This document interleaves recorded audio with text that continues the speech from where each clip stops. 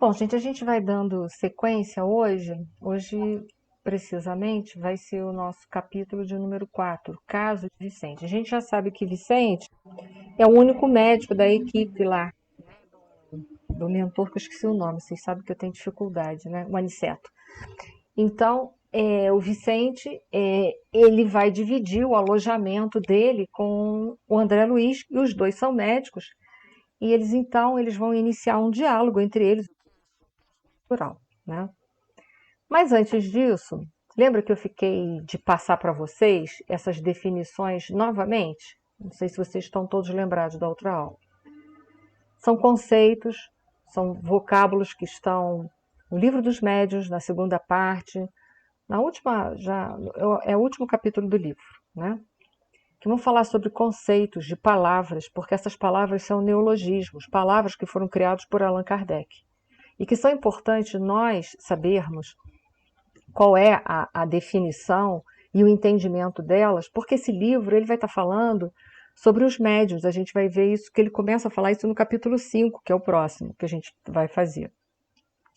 Ele vai estar trabalhando com a questão dos médiuns. Então, é importante a gente saber interpretar todo esse vocabulário ali, até para a gente poder se localizar com perfeição e entendimento dentro da doutrina dos espíritos, que é isso que a gente está fazendo aqui.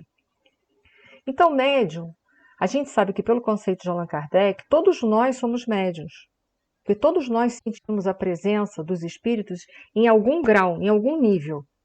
Então, ele deixa bem claro que todos nós temos essa faculdade mediúnica. O que no futuro, que não é agora, mas lá no futuro a gente vai ter essa faculdade mediúnica bem aflorada. E o nosso intercâmbio vai ser natural entre os dois planos. Isso muito lá, bem mais para frente, né? Mas ele vai fazer algumas diferenças, porque todos são médiuns, em algum grau. Mas existe um grau que é bem característico, é bem alto, que é chamada mediunidade ostensiva, que são esses médicos, os médiuns que apresentam. Boa noite a quem está chegando. Boa noite, Miriam. Que são esses médiuns que apresentam sua faculdade mediúnica muito aflorada, bem evidente.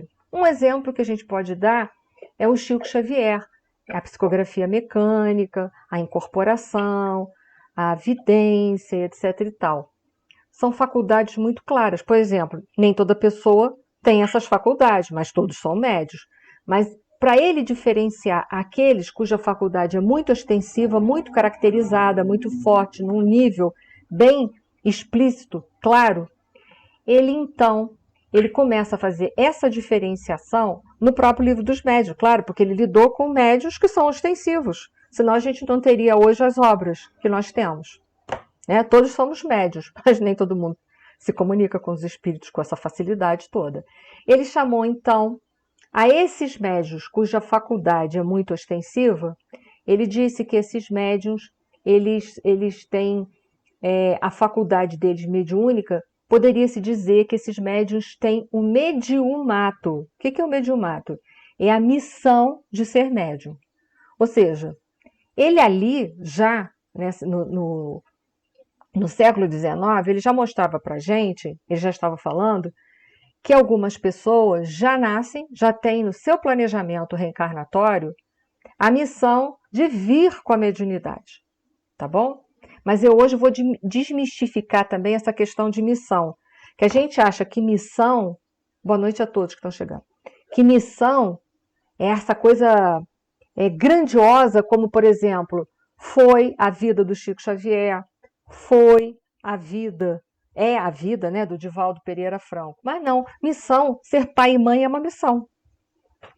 Missão é algo específico que você veio fazer. Eu vou mostrar isso aqui no Livro dos Espíritos para a gente. Missão é algo específico que você veio fazer com uma comunidade ou com um agrupamento de pessoas. Ou seja, é algo que você veio fazer em relação a outras pessoas. Não só para você, mas para os outros também. Ou seja, basicamente seria dizer... como é que você veio servir aqui na Terra, né? Porque é algo que você vai fazer para os outros, então é algo que você vem com a proposta de servir, né? Então ele chamou a esses médiuns que eles têm que a faculdade deles vai ser denominada mediumato, missão providencial dos médiuns. Esta palavra foi criada pelos espíritos, veja lá o capítulo, a gente vai ver, capítulo 31, comunicação número 12, ação mediúnica que eles desenvolvem durante a reencarnação. Isso aí foi eu que coloquei, tá? Então, ele vai ver que uma fatia de pessoas nasce com a missão de ter essa mediunidade. Então, não é uma mediunidade qualquer, ela vem num certo grau bem patente, bem evidente, bem aflorado para a gente entender, tá bom? E aí eu citei esses 2 médiuns, mas existem outros médiuns no mundo com essa faculdade também. Então ele começa a separar, né? Então parece que um agrupamento de pessoas vem com uma mediunidade diferenciada, uma mediunidade mais ostensiva, com um grau mais evidente de mediunidade. Então a essas pessoas ele chamou, né, por elas terem missão, de mediumato. Então ele já diferenciou os médiuns. Há uma categoria de médiuns, né, que tem uma determinada missão e na qual a gente chama isso de mediumato. Hoje, no século XXI, a gente poderia estar dizendo, fazendo uma classificação aí também dentro disso daí, seriam aqueles médiuns que vieram com a faculdade, né, para passarem, cuja faculdade representa para eles provas ou expiações, ou provas e expiações, que a gente também vai ver isso, tá bom? Seria mais ou menos isso. Só que naquela época ele chamou de mediumato a todo indivíduo que possui o grau de faculdade mediúnica ostensivo, para diferenciar do restante, porque já que médios somos todos nós, tá bom? Então, só para a gente começar. Então vamos lá, vamos ver sobre isso. Esse slide aí, ele está se referindo àquela fonte que ele deu do livro dos médiuns, que é uma mensagem de Joana d'Arc, e ele vai estar falando sobre isso, ela vai estar falando sobre isso. Então, olha só que interessante, eu vou ler só os primeiros parágrafos, as primeiras linhas, que depois vocês podem ler isso melhor lá. Ela começa assim, a Joana d'Arc. Deus me encarregou de desempenhar uma missão junto dos crentes a quem ele favorece com mediumato, ou seja, né, daqueles que estão favorecidos com a missão da mediunidade. Quanto mais graças recebem eles do Altíssimo, né, esses médios que ela está encarregada de coordenar, mais perigos correm e tanto maiores são esses perigos quando se originam dos favores mesmos que Deus lhe concede. As faculdades de que gozam os médiuns lhe granjeiam os elogios dos homens. As felicitações, as adulações, eis para eles o escolho. Então, ela está dizendo que esses médiuns, eles correm grandes riscos, né, que foram agraciados com a faculdade da mediunidade. Então, se foi agraciado, é por provas ou por expiações, está nas entrelinhas, mas é. Né? Ela diz que eles correm grande risco, por quê? Porque eles vão ser adulados, vão ser adorados, vão ser elogiados, vão ser presenteados. O que aconteceu muito com o Chico Xavier. E ele era sempre muito educado, ele aceitava e dava, passava aquilo para frente.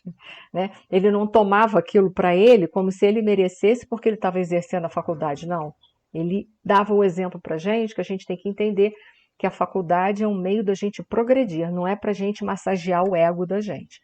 Então ela começa falando da missão que ela tem para desempenhar junto daqueles que receberam o mediumato, a missão da mediunidade aqui na Terra. Ou seja, esses médiuns ostensivos que estão aqui passando provas e expiações ou provas e expiações. Foi para todo mundo? Então vamos para frente buscar mais referências para a gente ter certeza que é esta definição, que esse raciocínio está certo e que a gente não está equivocado. Eu fui pegar lá no livro Médiuns e Mediunidades, um livro fininho do Viana de Carvalho, psicografia de Divaldo Pereira Franco, ele fala assim: todo aquele que consegue exercer a mediunidade com elevação, engrandecendo-se e alcançando-a aos nobres cismos da vida, no cumprimento da gloriosa missão de ser instrumento do divino pensamento, alcança na Terra a excelência do mediunato, ou mediumato, tá? Tudo é a mesma coisa. No mediunato ou mediumato, entretanto, o servidor atinge o seu momento supremo, deixando de manter a personalidade dominadora, né, que é a consciência egóica, para que o Cristo nele se manifeste e habite, conforme declarou o médium de Tarso na sua doação total à causa da verdade. Já não sou eu que vivo, mas é o Cristo que vive em mim. Tá bom? Então, aqueles que receberam a missão da mediunidade, a gente deve evitar bajulações. Por quê?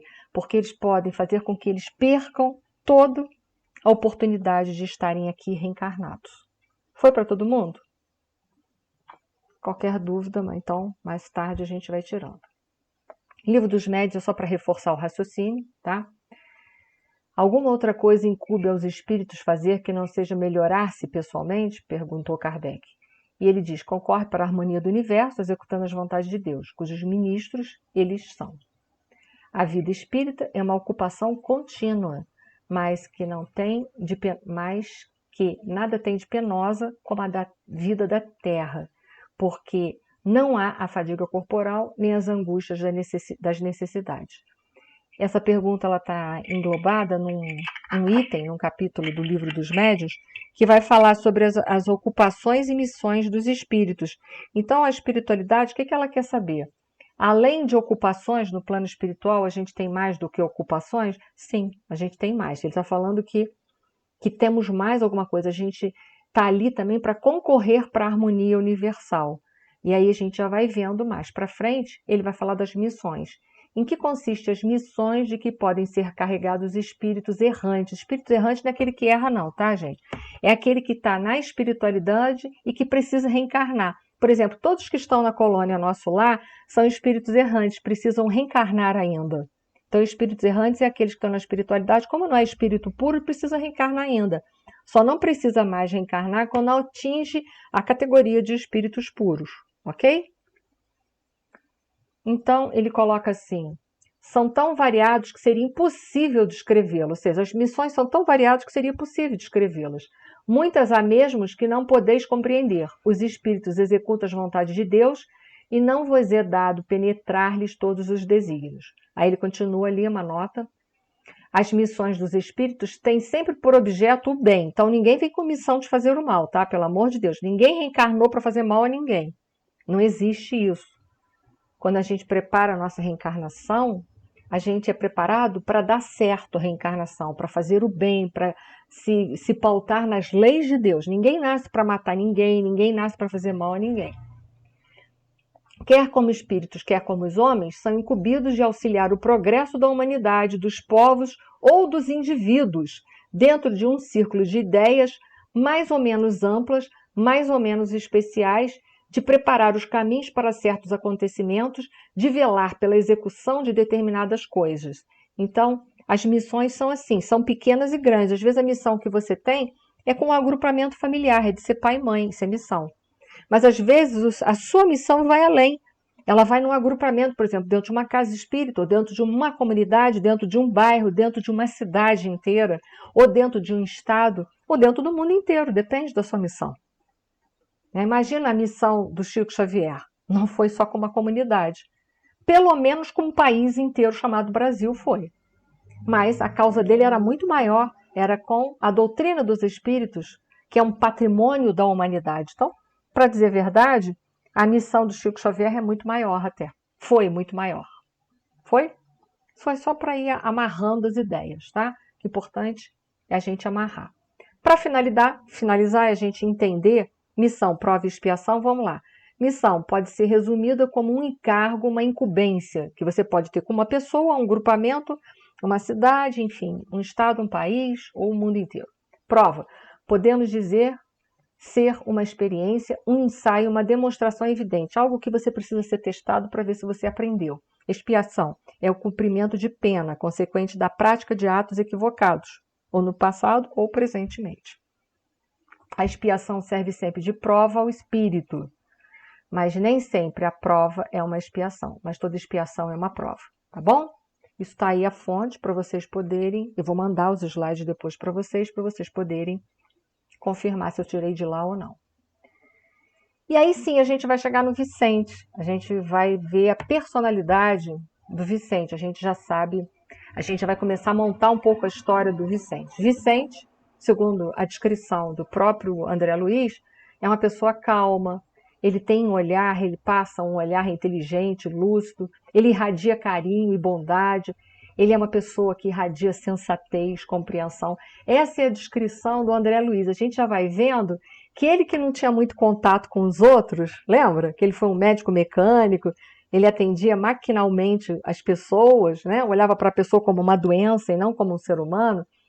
A gente vai ver agora que coisa interessante. Olha como o André Luiz ele é capaz de perceber a personalidade do outro. É interessante isso, né? O quanto que a gente teria coragem de olhar para as pessoas e descobrir tantas características positivas assim. Vou mais ainda além. Será que nós encontraríamos características positivas como André Luiz encontrou em Vicente num desafeto nosso? Porque tem, é filho de Deus, tem que ter uma característica positiva, ainda que só tenha uma, mas tem que ter, né? E ele começa assim: disse-me de sua alegria por haver encontrado um companheiro médico. André Luiz disse para ele, né? Alojou-me convenientemente junto dele, demonstrando extrema generosidade fraternal. Que bom, né? Porque quando a gente não tem um lugar para ficar e alguém acolhe a gente, é uma coisa muito boa, porque não deixa a gente se sentir humilhado. A gente sabe da nossa condição de não ter um espaço só nosso, mas a gente não se sente humilhado, não se sente inferior. Então, o Vicente ele tem essa capacidade na personalidade dele de te colocar numa situação muito à vontade para você se permitir ser ajudado. E aí eu pergunto, será que a gente faz isso quando tem alguém diante da gente e a gente está ali para ajudar essa pessoa? Ou será que a gente se posiciona como uma pessoa superior em relação àquela que está sendo atendida, né? O Vicente realmente tem qualidades, que a gente já estou começando a admirar ele, né? E aí vai mais à frente, né? Eles começam a conversar entre eles, e eles estavam trocando ideias justamente sobre o quê? Sobre as profissões que ambos tinham, que eram a mesma, né? Então ele coloca assim, trocamos ideias largamente sobre as surpresas que nos defrontaram, que é na vida espiritual, porque lá, né, eles continuam, comentamos as dificuldades oriundas da ilusão na vida da Terra, né? A miopia da pequena ciência, porque a gente aqui acha que a ciência é tudo, a ciência é muita coisa, mas ela não é tudo. Ela, sem a visão, sem a compreensão de que nós somos espíritos imortais, ela fica muito reduzida, ela fica muito limitada para tratar o ser humano, essa é a realidade, né? E ele falava assim, os problemas profundos e sedutores da medicina espiritual. André Luiz agora estava abrindo um horizonte para ver um outro tipo de medicina que ele não aprendeu na faculdade. A medicina espiritual, que é essa que leva em consideração, quando a gente está encarnado, esse homem integral que a Joana de Ângeles fala nas obras dela, na série psicológica, que tem essas 4 necessidades, porque ela diz que esse homem que está encarnado aqui, ele é um ser biopsico sócio-espiritual. Ou seja, ele tem necessidades fisiológicas, ele tem necessidades sociais, de vida de sociedade, mas ele também é um ser humano, ele é um ser emocional, ele tem as necessidades psicológicas dele, e ele também, por ele ser espíritos imortais, ele tem necessidades espirituais. E que ali você está olhando, quando uma pessoa está encarnada, você está vendo só a ponta do iceberg. Para baixo o iceberg é muito grande. Porque ali tem um espírito imortal que tem uma bagagem, um somatório de várias reencarnações. Então tratar as pessoas não é uma coisa tão fácil. Aliás, tratar as pessoas é uma coisa muito difícil. Requer a gente olhar muito para dentro de nós mesmos, em primeiro lugar, para depois a gente poder sentir o outro. Porque o homem que se defende, se blinda demais das emoções, que ele não é capaz de olhar para ele, para as fragilidades e para as coisas boas que ele traz dentro dele, ele não vai ser capaz de ouvir o outro, de sentir o outro, de poder tratar o outro. Tratar o outro, eu digo para vocês com toda certeza, em alguns momentos é até um pouco penoso, porque requer olhar muito para dentro de si mesmo, dar de cara com as suas próprias sombras para poder ser, no mínimo, um pouquinho útil em relação a outra pessoa que está ali esperando o atendimento. Então, quando a gente deseja mesmo atender as pessoas, é algo que às vezes pode ser um pouco penoso, porque vai requerer da nossa parte se enxergar para poder ajudar um pouco aquela outra pessoa a sair daquela condição de patologia. Se é que ela vai sair da condição de patologia. Porque há muitas coisas que nós viemos aqui passar que não é condição de ficar curado de patologia, mas é simplesmente saber conviver com as patologias. Isso simboliza o processo da cura. Então, é todo um mecanismo que a gente tem que saber em que ponto que a gente está botando o pé, onde a gente está enfiando o pé, ou está enfiando a mão naquilo ali. Porque muitas vezes não é porque a gente não quer, é porque isso independe da nossa vontade. Porque as doenças também são reguladas, né, porque elas fazem parte dos nossos comportamentos, elas são reguladas pelas leis universais, da lei de causa e efeito, que é a que regula os nossos comportamentos. Então, aquela pessoa que passou de múltiplas vidas plantando espinhos pelas vidas das pessoas afora, a gente não pode achar que a gente agora, em poucos minutos, em poucas questões de tempo, de horas, de meses ou um ano, que a gente vai sair curando ninguém. Até porque a gente nem cura ninguém, né? A gente apenas facilita um processo. A gente não cura absolutamente ninguém. Senão a gente derrogava a lei de Deus, que é a lei de liberdade, a lei do trabalho, a lei do progresso. Só de cara a gente já derrogaria tudo isso. Porque eu não posso evoluir pelo outro, eu não posso curar pelo outro. O outro tem que se curar. Ele que se enfermou, ele que se cura. A gente apenas oferece recursos terapêuticos para que ele possa se encontrar e fazer a cura necessária. Então é muito interessante que agora o André Luiz está descobrindo essas nuances, né? Lá na vida espiritual. E aí então eles vão lá, lembra, para os mensageiros? Eles vão se reunir, mas antes disso, Vicente, né? Aliás, eles já estão lá, né? Vicente está já alojando ele, mas antes disso, o Vicente vai falar um pouco sobre ele. E é aí que a gente vai ter muito para aprender com o Vicente. Em virtude das reservas bancárias, não me especializei na clínica, consagrando-me todavia, apaixonadamente ao laboratório. Então, ele era um patologista, né, podemos dizer assim. Atendendo aos meus pendores, não me foi difícil atrair a confiança de numerosos colegas e vários centros de estudos, multiplicando pesquisas de resultados brilhantes. E Rosalinda era a minha primeira e melhor colaboradora, que era a esposa dele. De quando em quando, ela trabalhava com ele, né? Então ele notou que de quando em quando ele notava assim, um certo enfado no trato, né? Com os tubos de ensaio. Ela não estava muito afim de fazer aquele trabalho, né? Mas minha esposa sabia então calar as contrariedades pequeninas a favor da nossa felicidade. Então ele começa a falar que ele casou, logo depois ele se forma, vai ter uma vida com essa tal de Rosalinda, ela trabalha com ele, e a gente vê que ele está muito apaixonado por ela e tudo mais. A gente vê a narrativa do Vicente, né? Então ele conta das experiências dele. Então, lá está ela, né? E ele fala, contávamos 10 anos já de casados quando meu irmão Eleutério, advogado solteiro, algo mais velho que eu, deliberou localizar-se junto de nós. Rosalinda foi inexcedível em atenções, considerando que se tratava de pessoas de minha família. Eleutério entrou em nossa casa como irmão. Embora residisse em hotel, compartilhava dos nossos serões caseiros, sempre bem posto e interessado em aguardar. Então o irmão dele vai para perto, né, na cidade onde ele está morando, e ele, de uma certa forma, recepciona o irmão dele, né, com muito carinho, e a esposa também. Mas o drama dele justamente começa aqui, com o Eleutério, como vocês leram, né? E assim corriam as coisas quando singular transformações me alterou a experiência. Pequena borbulha na fossa nasal, que nunca me trouxera incômodos de qualquer natureza, depois de levemente ferida, tomou caráter de extrema gravidade. Em poucas horas declarou-se septicemia. Para quem não sabe o que é septicemia, é uma infecção generalizada. Então, é uma infecção bem severa, bem grave, tem tratamento, pode dar certo ou não, mas existe tratamento para septicemia. Tá? Outra surpresa me dilacerava o coração. Somente ao regressar ao lar, soube que fora vítima de odioso... Aí, quer dizer, passou-se o tempo, né? Desculpa, né, gente? Ele teve a septicemia e morreu.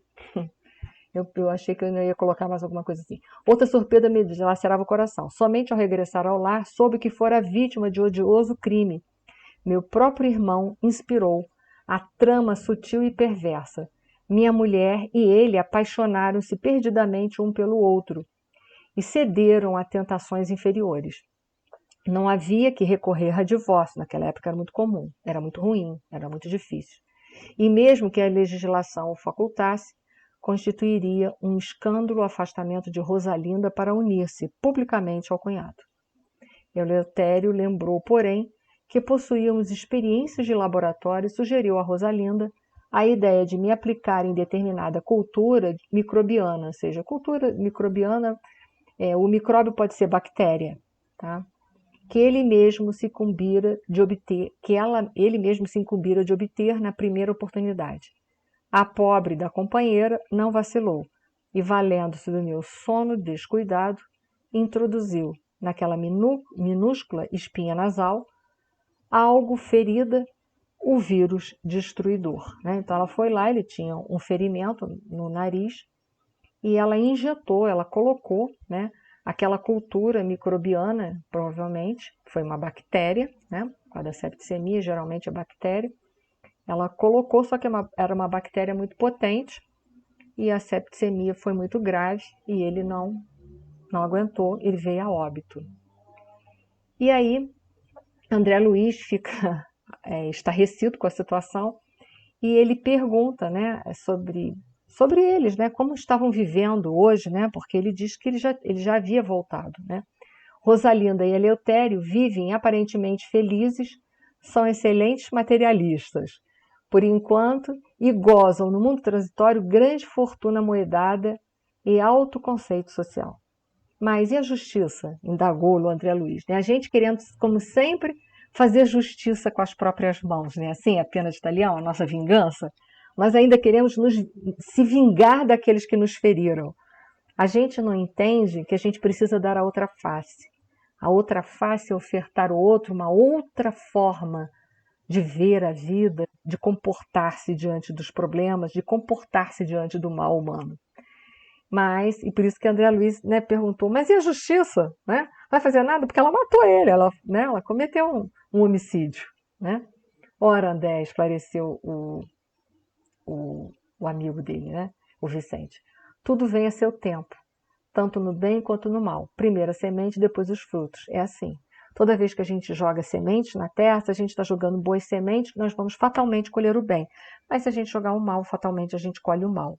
Então ali foi uma grande lição para todos nós, que a gente que vive querendo fazer justiça com as próprias mãos, de querer mudar o caráter das pessoas, de mudar a postura das pessoas. A postura das pessoas é problema delas. Ah, mas me fere. Procura não criar expectativas.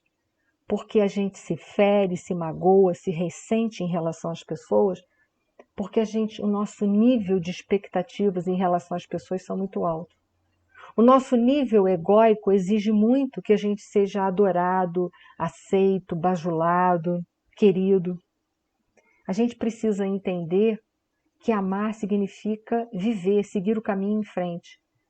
Amar é seguir, é fazer o bem e seguir, não esperar nada em troca. Amor que precisa de reconhecimento é barganha, é comércio. Então a gente precisa aprender a amar, precisa aprender a ser benevolente. O que é benevolente? Ser benevolente é fazer o bem apesar de. Ah, mas as pessoas vão me chamar de boba. Não tem problema, porque as pessoas falam também é problema delas. A gente tem que ser bom porque é bom ser bom, faz bem ser bom. Quando nós temos uma atitude de bondade, de perdão, de compreensão, de entendimento, a primeira pessoa que vai ser beneficiada com todo esse sentimento somos nós mesmos. Então nós estamos criando uma psicosfera. E esse vai ser o homem do mundo de regeneração. O homem que está superando a sua consciência egóica.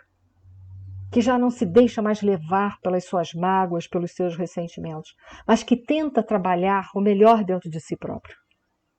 Tenta trabalhar o amor verdadeiro dentro de si mesmo. tenta verdadeiramente entrar no ciclo do perdão. Eu digo o processo ou o ciclo do perdão, porque o perdão, ou o processo do perdão, ele culmina numa coisa chamada auto-perdão, que é quando a gente entende que foi a gente que criou expectativas em relação ao outro. O outro nunca foi aquilo que eu olhei, mas sim, eu olhei para ele e projetei as minhas expectativas em cima dele. E a gente tem que parar com isso em família, principalmente. Ah, mas ele é meu pai, ah, ele é meu irmão. Não, ele está seu pai, ele está seu irmão, ele está seu marido, ele está sua esposa, mas em verdade ele é seu irmão perante o universo, perante Deus. São só papéis que nós assumimos aqui embaixo para tentar desenvolver amor. Amor que a gente às vezes falha, a gente às vezes falha como mães, como pais, como esposas, como esposos, como filhos, a gente falha. Veja que a gente aqui tenta exercer papéis e os papéis que a gente exerce a gente falha. Então a gente precisa entender que as pessoas também falham no seu exercício de papéis. Então a gente precisa olhar para isso e entender que nós estamos na caminhada. Mas porque era meu marido, tinha que me amar? Não tinha nada, nem a gente não tem. A gente não consegue essa obrigação. Você consegue isso? Não. Então, por que você está exigindo do outro? Né? Então, não exija do outro nem aquilo que você pode ofertar. Oi.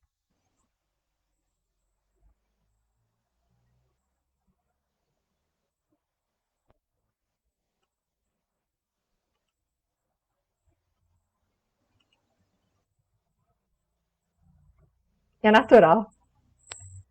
É natural ainda, porque veja bem, o André Luiz experienciou isso tem pouco tempo, né?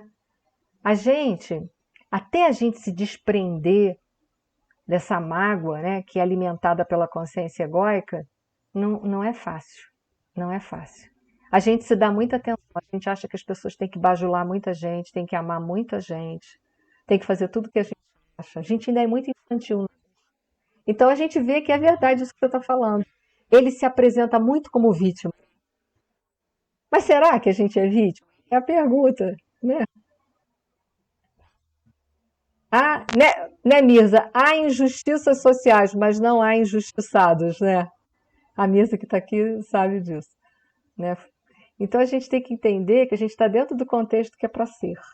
Né? Mas pode prosseguir, Márcia, eu te cortei, né? Mas vai. É. Oi, Leida, pode falar.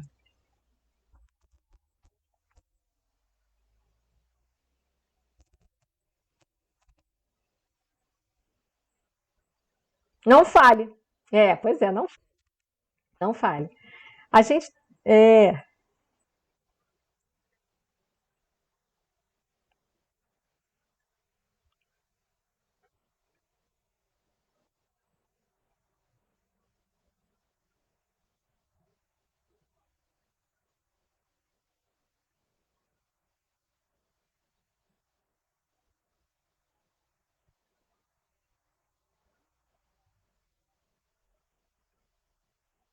é. Mas a gente tem que entender que o escândalo é daquele por quem vem o escândalo. Se a gente sabe que o outro tem um comportamento muito equivocado e que ele, fatalmente, ele vai ter que responder pelo comportamento dele equivocado, eu tenho que responder pelo meu, o outro tem. Mas que nós possamos ficar atentos para a gente não ser o instrumento do escândalo. É isso que a gente precisa ficar atento. Desculpa, gente, porque a gente, às vezes, no afã de querer fazer uma justiça, a gente acaba sendo verdugo das pessoas.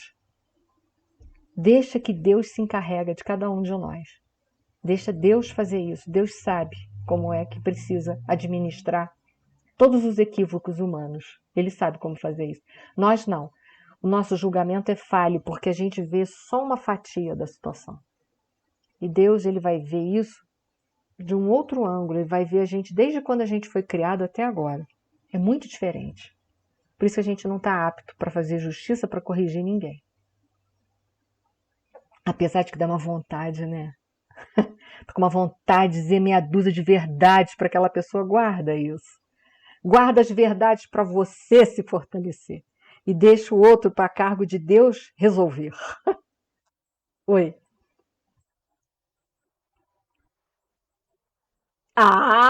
Detalhe, né? Com os nossos parâmetros. É, um detalhe sutil. A gente só vê com aquilo que deseja, né? A gente vê como deseja ver.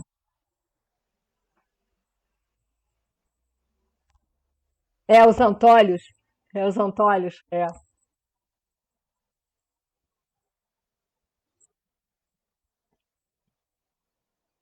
E até mesmo a gente tem que entender que a gente identifica no outro o conhecido. Esse conhecido pode ser o que tem em mim ainda e que está oculto, ou o que eu já vivi, mas já está superado. Para a gente saber a diferença, é só ver. Se me provocar reação, é porque ainda está vivo dentro de mim para ser trabalhado. Se me provocar sentimento de compaixão e compreensão, já foi resolvido. Foi situação que eu já vivi, eu só conheço. Essa é a diferença. E a palestra, os nomes são maravilhosos. Telésforo. Eu, sinceramente, graças a Deus, não preciso chamar irmão Telésforo. Nossa, eu ia ter que arranjar o irmão Tel, qualquer coisa, porque não rola, né? Os nomes são maravilhosos. Lá estavam para assistir a palestra do Telésforos, que não deixou nada por menos, né? Mandou ver, né? Num grande salão, hein?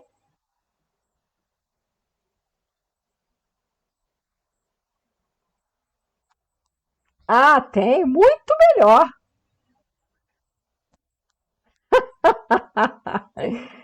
Mas é dureza. No grande salão, a Aniceto esperava-nos acolhedor. Lembra que eles estão indo para aprendizado, é um lugar de muitos estudos, eles estão indo para assistir uma palestra, né? Fileiras enormes de assistentes em seu espaço vastíssimo. Homens e mulheres, aparentando idades diversas, permaneciam recolhidos, a demonstrar, porém, expectativa e interesse. Então todo mundo estava ali com vontade de aprender. É engraçado a gente aqui como espírita, né, quando está dando palestra, gente que é palestrante, como a gente vê gente, né, dormindo na palestra. Eu me divirto como palestrante, eu sou sendo sincera, eu não fico chateada, né? Eu já consegui passar de um ponto que eu acho engraçado. Mas a gente vê, a pessoa está ali para um cumprimento de dever, né? Porque se você está dormindo, você está ali no cumprimento de dever, gente. Vamos cair na real. Né? A gente está como na igreja, que a gente, quando era católico, fazia isso, né? Comungava e confessava no domingo para começar a errar na segunda, né? De novo, para chegar no domingo, repetir o processo. Então a gente já vai vendo, né, como a gente tem dificuldade para entender que as coisas são boas para a gente não está fazendo isso para Deus nem para ninguém, até porque Deus nem precisa disso. Isso é para a gente. A doutrina dos Espíritos é para a gente. Os livros do André Luiz é para a gente. Toda a doutrina é para a gente, não é para o marido, para a mulher. Eu me lembro uma vez que eu dei uma palestra, eu falei sobre perdão, aí quando acabou a palestra, a hora que eu nunca tinha visto na minha vida, foi me cumprimentar. Ah, minha filha, gostei tanto dessa palestra. Ah, que bom, obrigada. Me deu um beijo, me abraçou. Ah, minha filha. Pena que quem precisava ouvir mesmo isso era meu marido, ele não estava aqui. Eu falei, caraca, minha palestra foi uma droga. Ela não entendeu nada. Ela não entendeu. Eu falei, eu não passei o recado. Ela não entendeu que a palestra não é para marido. A palestra, em primeiro lugar, é para o orador. É para quem está falando, para aprender, né? Porque é o cara que precisa repetir muito para ver se entra alguma coisa. E depois a palestra é para quem está ali. O marido não estava ali, de repente ele nem precisa, sei lá, não conheço ele, mas enfim, né? Aí, oi.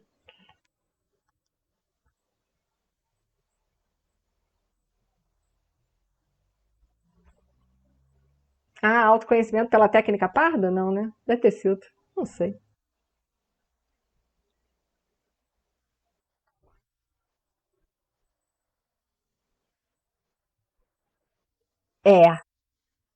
É, isso aí. Ela tem que fazer a escutatória. Ela não entendeu que é pra gente que tá ali, né? Sei lá se serve pro marido, né? Sei lá se serve. É pra gente que tá ali. É isso aí, né? Aí o Telésforo, né? Hoje explicou o nosso orientador, né, que é ainda o Aniceto, dirigindo-se a Vicente de maneira particular. Teremos a palavra de Telésforo, antigo lidador da comunicação, que pediu a presença de todos os aprendizes do trabalho de intercâmbio entre nós e os irmãos encarnados. Lá está Telésforo, coisa e tal, a palestra dele, o nome dele, para a gente não ver se não esquece. Eu, então, que sou péssima. Qual era o assunto, né? O que versava? Vamos ver lá. Agora disse com autoridade sem afetação. Autoridade é diferente de poder. Poder é algo que alguém dá para você, te dá um cargo. Te dá um cargo de prefeito, de presidente da república, tá aí o teu poder. Mas aquilo que é dado, tira. Jesus não tinha cargo nenhum. Qual era o cargo de Jesus? Oi, pode falar, Eduardo.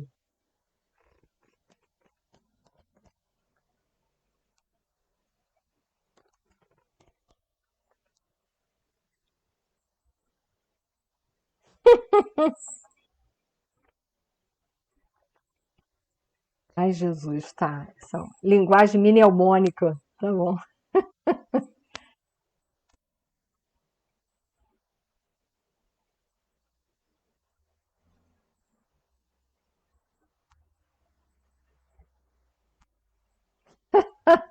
Que boca, Iuva, tá bom.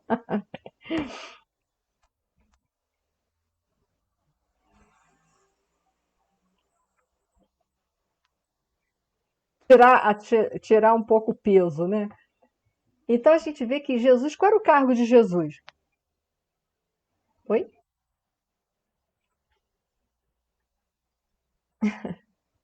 Que bom. Qual era o cargo de Jesus? Jesus não era doutor da lei. Né? Que doutor da lei, né? Os sacerdotes, o sumo sacerdote era o cargo mais poderoso. Foi um ex-sumo sacerdote que julga Jesus. Olha que interessante. Né? Caifás. Então a gente vê que Jesus não tinha cargos. Ele não tinha cargos. Mas ele tinha autoridade. Quando ele falava, a gente encolhia. Inclusive os doutores da lei. Encolhia. Porque a autoridade é algo que é conquista do espírito. É postura moral diante da vida. Que te dá, então, autoridade. Mesmo que você não tenha cargo nenhum, mas você tem valor, as pessoas te ouvem e te dão crédito, literalmente. Tem gente que a gente tem que dar crédito porque tem cargo, é obrigada, né? A baixar a cabeça e dar crédito. Mas é obrigado, você vê que a pessoa não tem autoridade nenhuma, ela só tem cargo, só tem função. Né? Então, o Telésforo falava com autoridade, sem afetação. O que é sem afetação? Sem vaidade, sem pavonismo. Né? Que tem gente que quando chega no lugar, nossa, chegou. Né? Vira o centro do universo, porque acha que é o centro do universo. Ele não, ele estava ali, mas ele estava passando o recado. Conversaremos sobre as necessidades de representação da nossa colônia nos trabalhos terrestres. Aqui se encontram companheiros fracassados, olha aí, nas intenções mais nobres e irmãos outros desejosos de colaborar nas tarefas que condizem com as nossas responsabilidades atuais. Refiro-nos às laboriosas atividades da comunicação no plano carnal. Vemos nesta reunião grande parte dos cooperadores do nosso lar que faliram, olha lá, faliram nas missões da mediunidade e da doutrinação. Isso nos diz muito respeito. Bem como outros muitos colegas que se prepararam para as provas dessa natureza nos círculos da crosta. Então, em outras, né, em outras atividades religiosas, de outros, né, outras facções filosóficas religiosas, mas que faliram. Foram preparados, mas fracassaram. Então não foi falta de preparo, foi falta de força de vontade. Nossa tarefa é enorme. Precisamos disseminar ensinamentos novos relativamente à preparação dos que habitam nossa colônia, considerando os esforços e realizações do presente e do porvir. Então, do momento de agora, mas para o futuro também. É indispensável socorrer os que enfrentam corajosos as profundas transformações do planeta. Olha que interessante. Profundas transformações do planeta. Já estava se falando. E nós hoje estamos falando de novo de regeneração, que a profunda transformação do planeta é essa. Não é se vai mudar as características físicas desse planeta. Isso não é profunda transformação. A matéria sofre transformação todos os dias. Isso não é profunda transformação. Profunda transformação é que ele vai deixar de ser provas e expiações para passar para a regeneração. E isso é profunda transformação. Então veja bem, já lá eles já estavam preparando trabalhadores para que essa transformação acontecesse no futuro. Que cada dia a gente está mais perto desse futuro.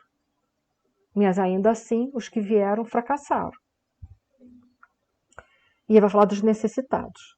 Não relacionamos apenas a ação da ignorância e da perversidade, né? Porque muitos ignoram a lei de Deus, as verdades, os ensinamentos do Cristo. Muitos ignoram as leis e os ensinamentos religiosos. Ele não está se referindo a isso. agem contraditoriamente, nesse particular, grande número de forças do próprio espiritualismo. Então ele está falando que mesmo aqueles que receberam ensinamentos religiosos estão se mostrando também o quê? Resistentes. Resistentes a quê? A mudanças. Foi o que eu falei, a senhora falou assim, meu marido que precisava ouvir isso tudo. É sempre para o outro. Mas a gente tem que entender que é sempre para a gente. Sempre. Para o outro, não sei. O outro tem que saber se é para ele. Combate-nos algumas escolas cristãs como se não colaborássemos com o Mestre Divino. A Igreja Romana classifica-nos a cooperação como diabólica, ou seja, todo espírita é pé rachado. Né? A Reforma Luterana, em seus matizes variados, persegue-nos a colaboração amistosa, porque para eles também a gente é pé rachado. E há correntes espiritualistas de elevado terror educativo que nos malsinam a influência por quererem um homem aperfeiçoado de um dia para o outro, rigorosamente redimido a golpe instantâneo da vontade, sem realização metódica, que somos nós. Né?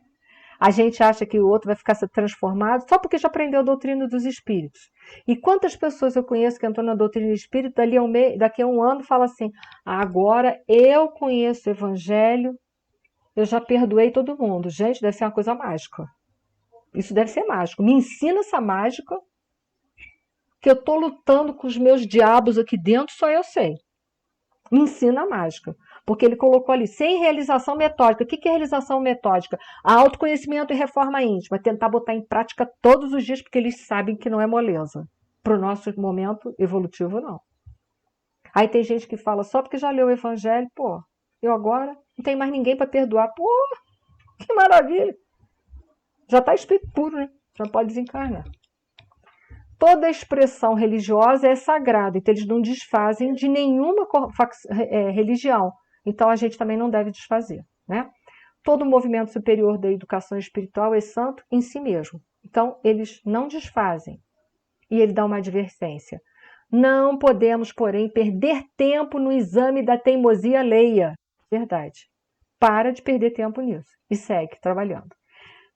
Temos serviços complexos e dilatados. Invista em quem está afim, principalmente. Quem está afim de teimar, deixa teimando. Ah, mas está teimando, está me prejudicando. Não, ele não está te prejudicando. Ele está só mostrando para você, ele é um espelho grande que tem uma teimosia dentro de você que precisa ser também vencido. A gente, como diz assim, fulano é tão difícil. É tão difícil. Equivale a gente dizer assim, eu sou tão difícil, mas eu não quero ver isso. Né? E como dizíamos, a humanidade terrena aproxima-se dia a dia da esfera de vibração dos invisíveis de condição inferior que a rodeia em todos os sentidos. Ou seja, nós estamos constantemente em intercâmbios com os desencarnados. Mas a escolha, a triagem, quem faz é a gente. Que triagem? Se eu me deixo arrastar pelos maus espíritos ou se eu aceito os conselhos dos bons espíritos. A triagem é minha. A triagem é minha.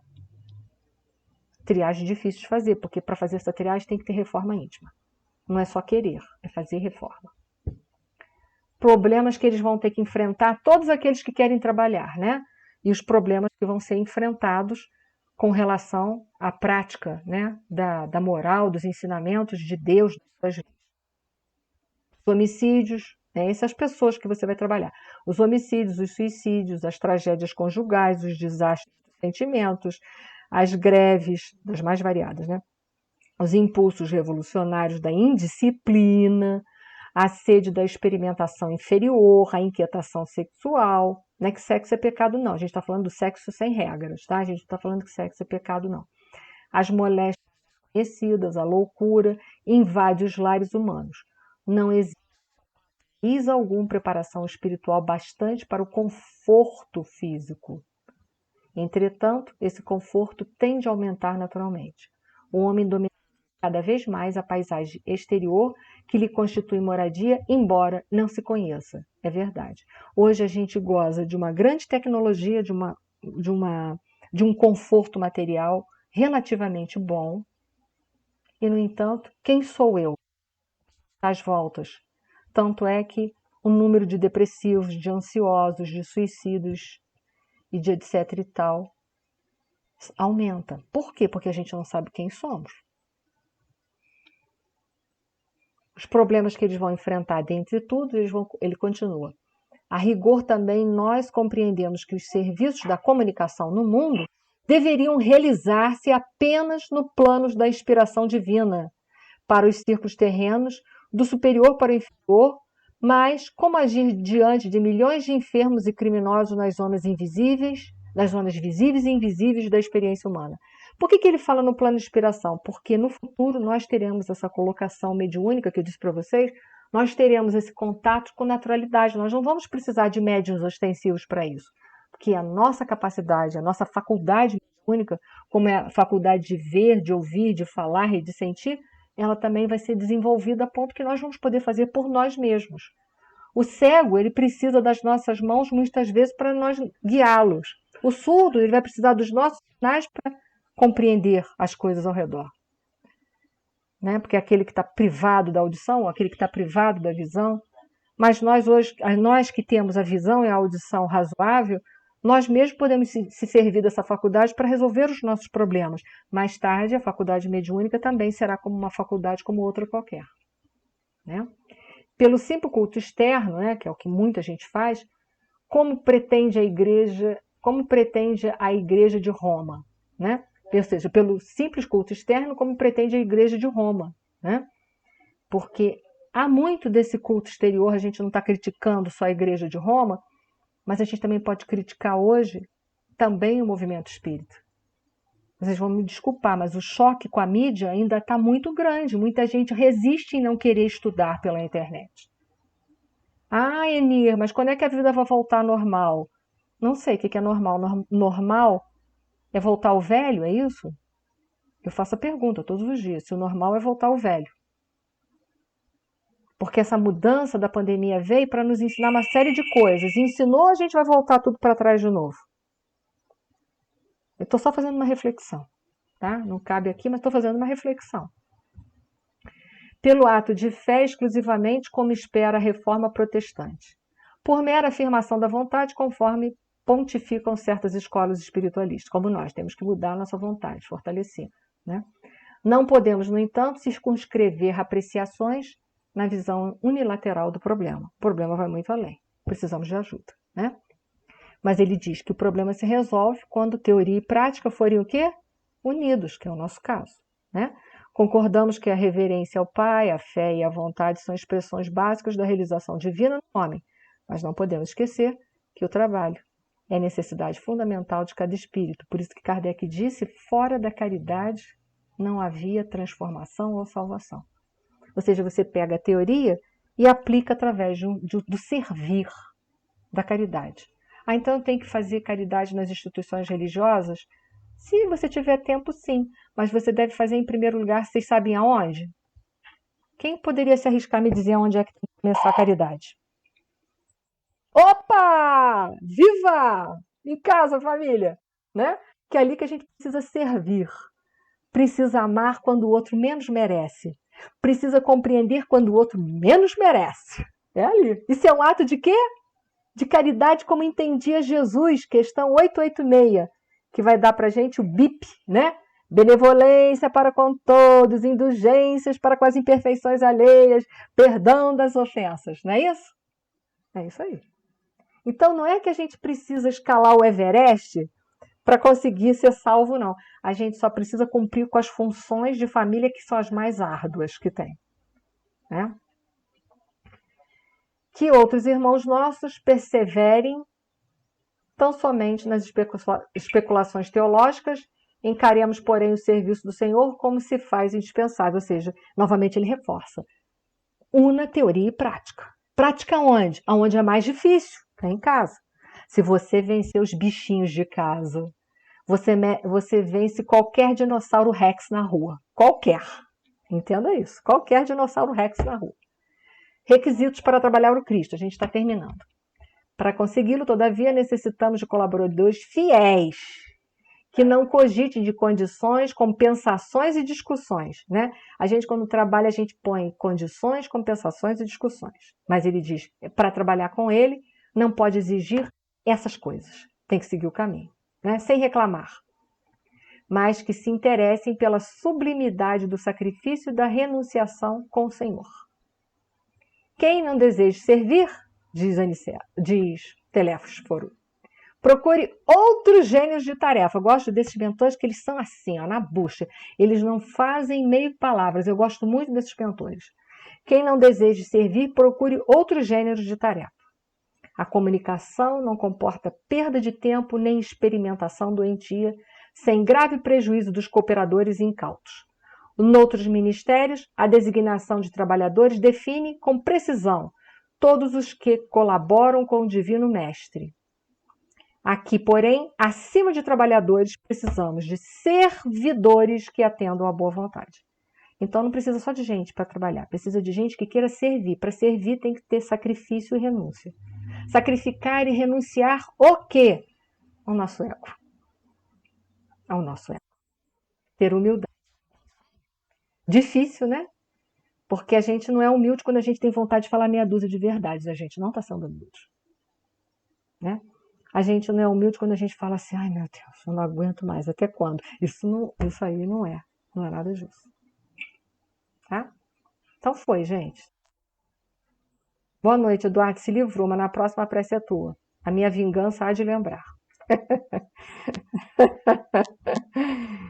Gente, hein? Obrigada. Vai lá, Eduardo. Gente, era isso que eu tinha para falar. Ficou dúvida? Falei pelos cotovelos e joelhos. Foi para todos? Foi. Então, até a nossa próxima aula, até o nosso próximo parto. Vou pedir alguém para fazer a nossa prece final. Alguém... Ô, Mirza. Mirza não está ali. Ela saiu para ver alguma coisa. Eu vou fazer a prece final. Pronto, para adiantar. Senhor Deus, Jesus, Mestre querido, aos bondosos amigos espirituais que nos protegem, que nos guiam, a nossa gratidão por estarmos aqui, por termos um dia conhecido a doutrina dos Espíritos, que nos esclarece, que nos conforta, mas também que mostra o tamanho da nossa responsabilidade. É uma doutrina libertadora. Gratidão por tudo isso. E que essa prece de agora, ela não fique só circunscrita às nossas necessidades, mas ela possa penetrar em cada coração aqui presente. Ela possa ir através dos pensamentos de cada irmão aqui presente e visitar os vários lares, ir na direção das várias necessidades, dos vários dramas, dos vários tipos de sofrimento, que ela possa levar um pouco de lenitivo, de esperanças, de consolo, de força, para que cada um, fortalecido, possa passar por aquilo que precisa, extrair daquele momento as lições necessárias para fazer jus à felicidade e à perfeição relativa que está destinada a cada um de nós, sem distinção. Gratidão por todos esses momentos, que essa paz e esse amor prossiga dentro de cada um de nós, hoje, agora e para sempre. Obrigada.